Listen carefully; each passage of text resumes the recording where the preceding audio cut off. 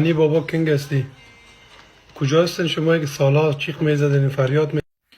گوش که اولاد بی نسل و بی نسب جواب تر ما میتم. خب شما لچک مردم طالب از تعصب دست نمیکشین. فهمیدید؟ کونتون لچ کرد طالبا و کونتون خودتون لچ کردین. گناه خودتون است. فهمیدید؟ گناه غنی نیست. شما بیناموس مردم بودین که خراسان میتلبیسین. شما بیناموس مردم بودین که حکومت موازی میتلبیسین. شما بیناموس مردم بودین که بدر حکومت فدرالی میتلبیسین. شما بیناموس مردم بودین که در وقت سالگیری احمد شاه مسعود زن و مردتون در پایلوچ و سلوچ میبرامد در کوچهای کابل. فهمیدین؟ شما دولت گرفتین، مثل کرم وارک دولت خوردین. شما غنی هیچ چیز نکده. وقتی که مثل دوران اسماعیل واره انسانای کثیف وقتی که دست خدا بالا میگیره، مثل قماندان امنیه و قندهار واره وقتی خودش زن خدا پیش طالب پیش میکنه، غنی چی قصور داره؟ میگه در میدان وقتی که شیر هم که میگه وقتی رفیقاش ناجوان برای پایش میلرزه. فهمیدی؟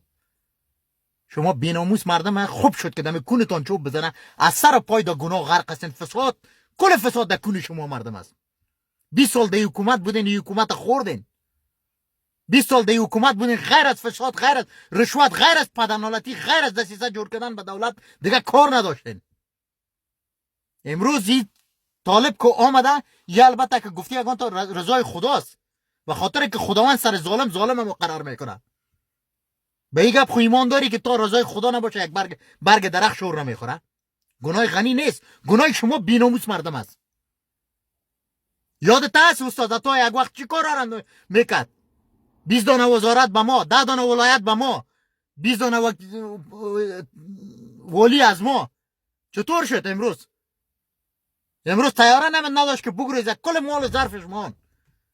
بی غیرت مردم خجالت بکش. تو کوکولایت سایکل لودی به عقل تو طال گپ زدن تا یاد نداری. مطال در سوشال میدیا به هیچ کس، به هیچ افغان ویدیو جور نکردیم. هنوزم از تعصب نماندین. نولت به شما واره مردم شوه که گفتی اگه تا از نام مجاهد طال استفاده میکنین، از نام 4 تا دوس و 4 تا پدرنالت عکس شده پیشوری موترتان میزنین، کابل چور کردین، کابل بانک چور کردین، کل ملت خونش شما خوردین. امروز هم شما شرم نمیکنین. خوب شد که اومد طالب، خوب شد اومد که در دان شما مردم اینو میرقم مردم شاشه کنه.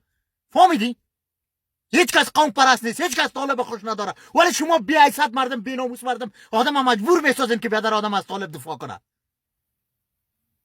صدقه سر غنی شوی 10 دفعه دون تپوش نام غنی رو بگی. لچک انسان همراه گپت. تو امیال خدا میدونه تو امیال در اروپا چی میکنی؟ از خیرات از این سر غنی رفتی، از برکت پاسپورت غنی امیال در اروپا رفتی. تو فنالت خدا به سر تو با کاکولایت. بی غیرت انسان. ننیت خوش است که ما بچه دارم یک دونه گوز میزد دمش راست میشد. پف بس ذاتت